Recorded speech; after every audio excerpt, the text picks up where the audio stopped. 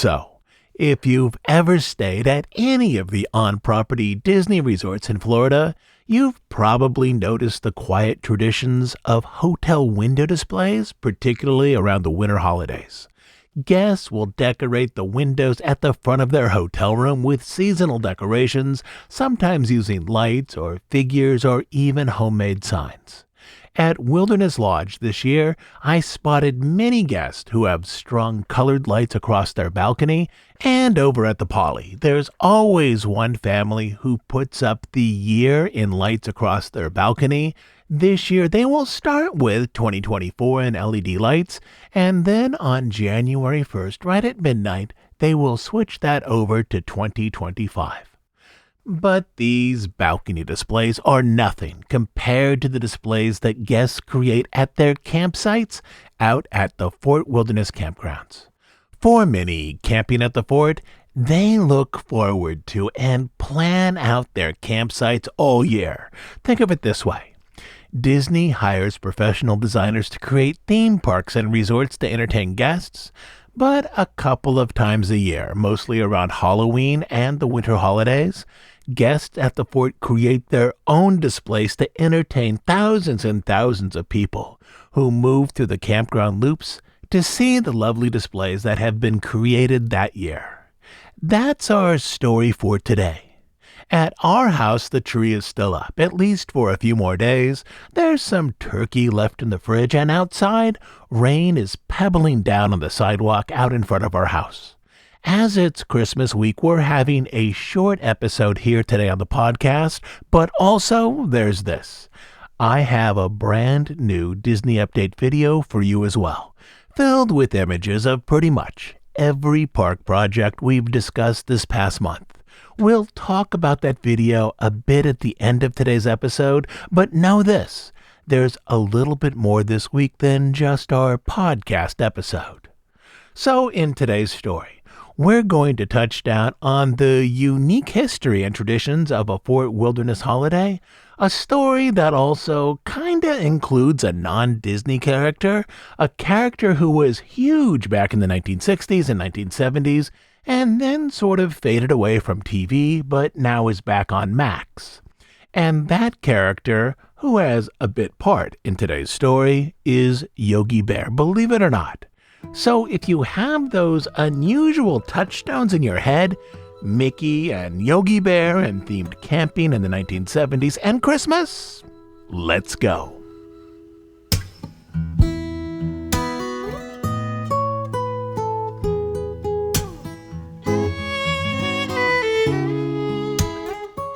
Believe it or not, Fort Wilderness was not the first campground in the Orlando area to have ties to Hollywood cartoon characters such as Mickey Mouse and Chip and Dale. Disney World was announced to the public in 1965, and 4 years later, in 1969, another animated-related company decided to move in to Orlando, specifically with a campground, with an opening date before the Disney Resort.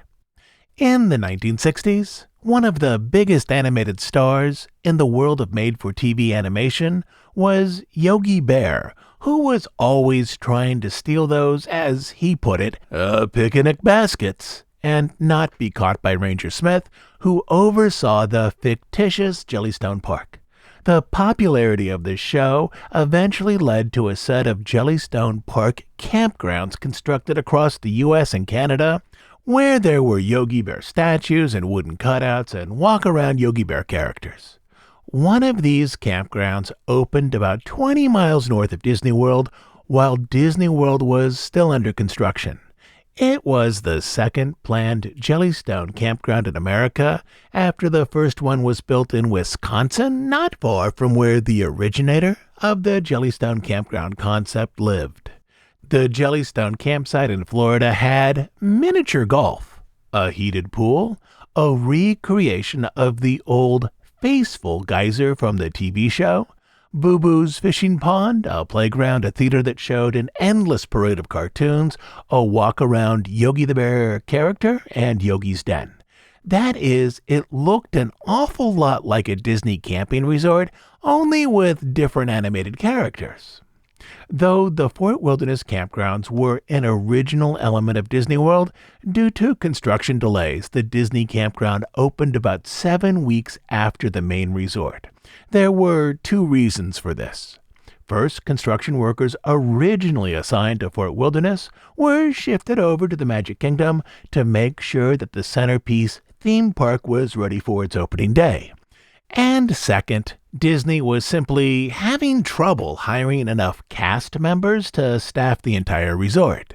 In fact, 1 month after Disney World opened, officials explained that they still needed to hire another 2,000 employees to fill empty spots, including those at the soon-to-be-open campgrounds. When the campground did open, or rather when the campground partially opened, the fort only had 232 campsites and 2 comfort stations. The campground wouldn't fill out to its intended size, with hundreds more campsites, until 2 years later in 1973. I bring this up because there's an unusual bit of holiday lore here, in terms of how those elaborate campsite displays first got going at Disney World. Today we think of the Fort Wilderness Campground as a unique destination where during the months of November and December, campers set up holiday displays around their campsite, an event that in terms of its depth is unique to this part of the resort. Some displays are massive, endless lines of lights and inflatables. In recent years, I've even seen some mechanical figures of Mickey Mouse and other Disney characters. But back in Disney World's early days, Fort Wilderness didn't have a monopoly on Hollywood-related campsite displays in Central Florida. There was that other campground across town with its own set of animated characters. At both campgrounds, the holiday displays appear to have started modestly, with maybe an outdoor tree or some lights. Some of these small trees were placed on campsite picnic tables for others to enjoy. Wreaths were hung on RV and trailer doors, and occasionally you'd find inflatable Santas in the campgrounds as well. These inflatables back in the 1970s, to be clear, did not look like the massive inflatables today with their continuous blower motors that give a little wiggly life to the figures themselves. In the 1970s, these inflatables were much smaller, maybe 3 or 4 feet tall. You would blow them up with your mouth and then secure the valve and set the figure somewhere on a table or perhaps elsewhere on the site. They looked more like pool toys shaped like Santa than modern-day inflatables. But this is where the Orlando campsite traditions began. In the 1970s, there was clearly a dialogue that was happening between those who stayed at the Jellystone Park campground in North Orlando and those who stayed at Fort Wilderness at Disney World. When reporters wrote articles about campsite decorations in the area, they almost always included both campgrounds. A reporter would drive to one and then the other and interview some people. And in practice, there was surely some cross-pollination. Snowbirds might come to Jellystone one December, see what was there, and then to Fort Wilderness the next, or vice versa, and ideas would get passed back and forth. As the years went on, the popularity of the Disney characters and the Disney Resort increased while the popularity of Yogi Bear, especially after various Yogi Bear shows faded from the airwaves, decreased, so that the new center of animated-related camping became Fort Wilderness, where holiday traditions once shared by the two campgrounds flourished and expanded at the Disney site. By the 1990s, Fort Wilderness was becoming a place where guests could create their own elaborate displays, and there's something really wondrous in all of this. Over at the Magic Kingdom, as I mentioned, professional designers created attractions, shows, and displays for the public to enjoy. And at Fort Wilderness, at least during the holidays, regular guests could also create themed displays for those same guests to enjoy. In this, guests imitated Disney artists to create displays not unlike those that Disney itself created. In the years before the pandemic, there were massive displays, such as a 2-story castle made out of wood, and during Halloween, a walk through haunted house. But in more recent times, Disney has amended the campsite rules a little bit. Though once campers could hang ornaments and decorations in nearby trees so long as they were lit, now those trees are off limits. Also off limits, displays that ask guests to walk through a campsite, such as for that walk through haunted house. And lastly, the official rule is that decorations can't exceed 6 feet in height, though I clearly saw some tall inflatables that were at least 10 feet tall this year. I'm guessing that in practice, this rule is more directed at structures like that 2-story wooden castle, which, if not properly constructed, could have been a public safety concern. A 10-foot inflatable Mickey, on the other hand, arranged perhaps as a nutcracker, is probably a danger to no one. In this, those elaborate plywood displays from 8 or so years ago, for the more ambitious, included homemade structures that have now shifted to lights, inflatables, and open outdoor dioramas. In the last 4 years in particular, there have been a whole lot of inflatables. Many annual campers spend the days after Christmas hitting up local Walmarts, Lowe's, and Home Depots looking for new inflatables to add to their display next year. Also, they scope out Amazon and eBay. But no matter the type of decorations, the displays are always extremely popular. Guests coming to the fort can rent out golf carts to zip around the various campsite loops and take in the decorations, something that is casually called holiday looping. And just so you know, you can rent either a 4 or 6-seat golf cart directly from Disney out at Fort Wilderness. You don't need to be camping there to rent them.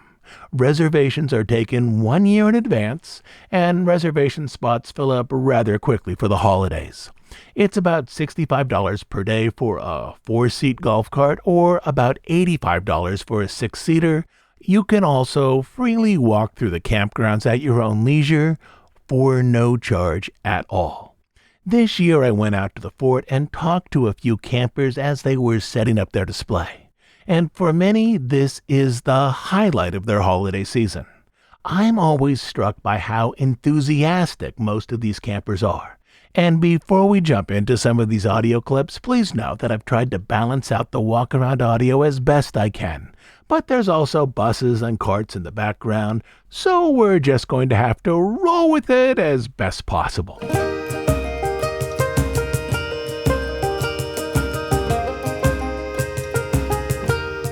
Courtney. Yes. Courtney, I'm Todd. Nice to meet you. So, this is your first year doing this? No, it's actually our 4th year. 4th year. 4th, maybe 5th. Okay. Yeah, but 2nd to really go all out. Okay, so what made you go all out? Well, we came last year, actually, my obsession with watching YouTube videos and the golf cart parade. Yeah. And last year we were more focused on that, and we actually came in the top 3 with our golf cart. Okay. Yeah. And then this year we're going to leave before everything's judged, but we went after we left seeing everything and went and bought all the stuff to come back and do it again. Pretty awesome. Yeah. Yes, they judge everything on Christmas Eve. Okay. And then at the little Chippendale s'mores event thing that they the have. campfire. Yeah, they do all of the judging there. Okay. Everybody votes on a spot. There's a lot of different categories. Yeah. Yeah. Some of them are very elaborate this year. Yeah. One is like the most inflatables, which is going to go to the Right Mickey there. Mouse is on the corner. That's like insane. 9 Costco Christmas aisles all pushed together. I know. I'm like, it's every one ever made. Ever. This is our 5th year. 5th year. Okay. What's new this year? Everything. Everything. Absolutely everything. Usually every year it's different. I had this crazy idea, not crazy, but I don't know. We were here in October and we set up for Halloween. Okay. And I got this bright idea. I wanted everything white. So usually last year we did a Candy Cane Lane theme because of the movie coming out. Okay. So it was white and red. This year we went all white. So I wanted all white, cool white instead of a warm white. So your collection here is like not after Christmas sales. It's all right before Christmas. the worst time to get it. But it's Amazon, so Amazon makes life easy.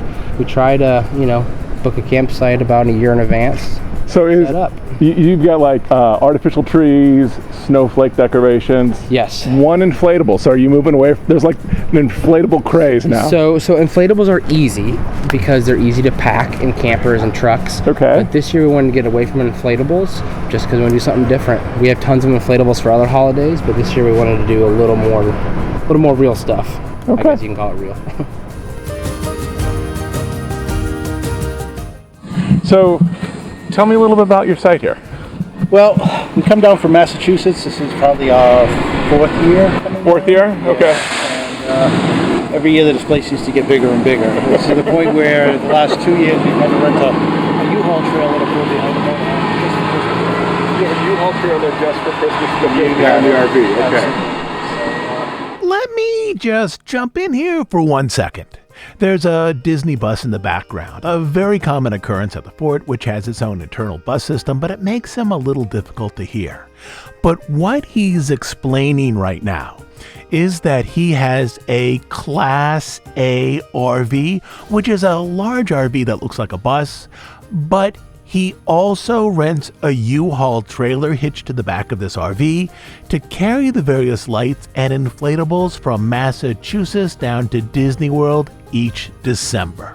So it's a lot of fun though. I mean, people really appreciate it. The kids really get a kick out of it.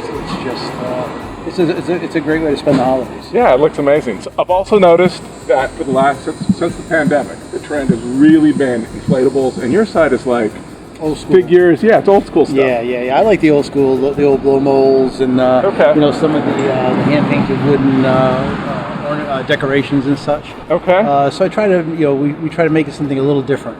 Okay. Instead of the status quo. So we try to go for a little alternative, and it seems to work for us. Okay. Looks really lovely. Thank you very much. Excellent. Well, it should be completely lit tomorrow.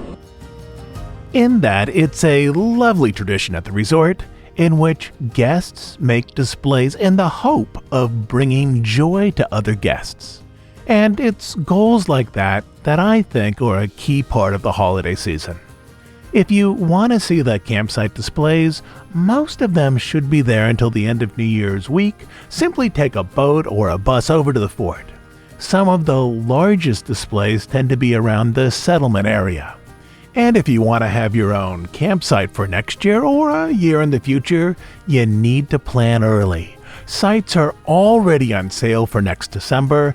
It's possible to find some sites for next year, but at least for Christmas week, some of the campsite categories have already started to sell out.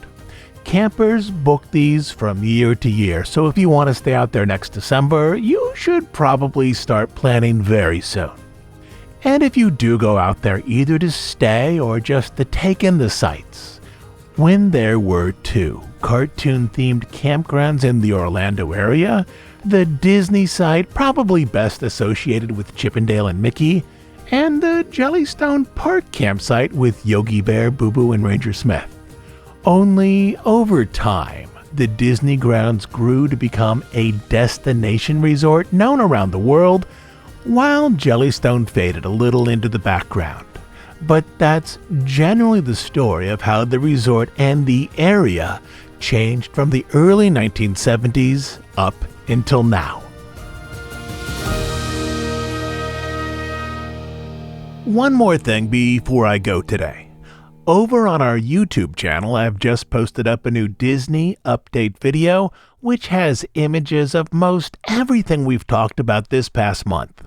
From construction of Disney's Lakeside Lodge, to the lights at Living with the Land, from Madame Leota's carriage house at Disneyland to the new Glisten show at Jollywood, there's also daytime and nighttime shots of the campground displays in Fort Wilderness from about a week before Christmas.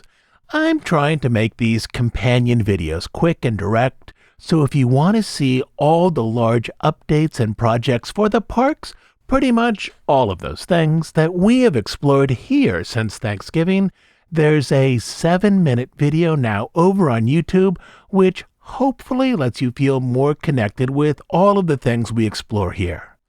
In our show notes today, there's a direct link to that video so you can easily click over and watch it. Also, a quick shout out to Nate and his family and to John for help getting all the materials together for today's episode. I'll be back next Sunday with a new episode, and next Sunday we'll be back on our regular topics and regular schedule. Lastly, as you know, we're an ad-free, listener-supported podcast. We do just two things: deep dives on stories related to the history of the Disney studio and the parks, and news and analysis of current events as they relate to the Disney company. We are funded entirely by listener contributions, specifically by listeners who join us over on Bandcamp as monthly subscribers. On Bandcamp, you will find over 300 episodes not available on iTunes or anywhere else. But the best reason to join us there is to support the work we do here and to make sure that this podcast continues to exist. You can support us by becoming a monthly subscriber at dhipodcast.bandcamp.com. I'll also leave a link down in our show notes. So, until next Sunday, this is Todd James Pierce.